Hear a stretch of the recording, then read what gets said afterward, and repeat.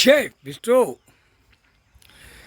விஸ்டோ கரடன் மலைகளை பூரா உடைச்சி அதில் உள்ள பறவைகள் விலங்குகளை பூராமே பாழாக்கிட்டு இருக்கான். வெடிகுண்டை போட்டு கல்கோரிகளை வச்சு எல்லாமே பாழாக்கிட்டான்.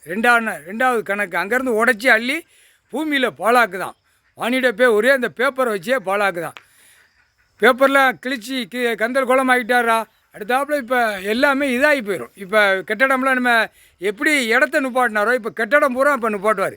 ஒரு பக்கம் சரியில்லை, ஒரு பக்கம் உள்ளே மாட்டுவான். மாட்டையில் நிறைய எண்ணிக்கை போவையில் அப்போ தான் மானிட பேளுக்கு ஆணுக்கு பெண்ணுக்கு அறிவு வரும். முக்கால் சத்தியாக புரிஞ்சுக்கோங்கடா. வீடு மாளிகையை கட்டி நாக்கை போட்டு விடிய எந்திரிச்சு குடும்பத்தார் பூரா நக்கு தான். வீடு மாளிகையை கட்டி வாடகைக்கு விட்டு கட்டடமாக கட்டி பூமியை பூரா பாழாக்கி பேப்பரை விட்டு பாழாக்கியிருக்கான் அரசியல்வாதி.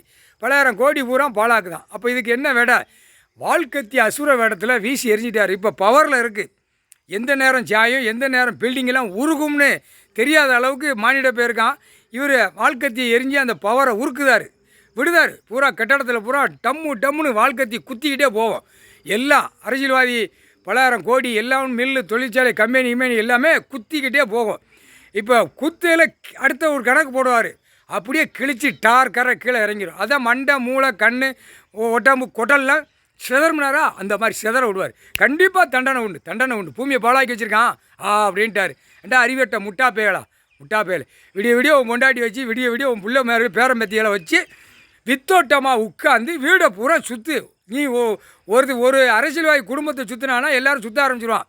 சரணா ஓட்டு போடுதான்ல, அடுத்து எல்லாருமே சுற்ற ஆரம்பிச்சிடும். முண்டத்தோடு நின்று வீடு வாசலில் சுற்றி முண்டத்தோடு நின்று நக்குடா வாழ்க்கத்தை எரிதாரா.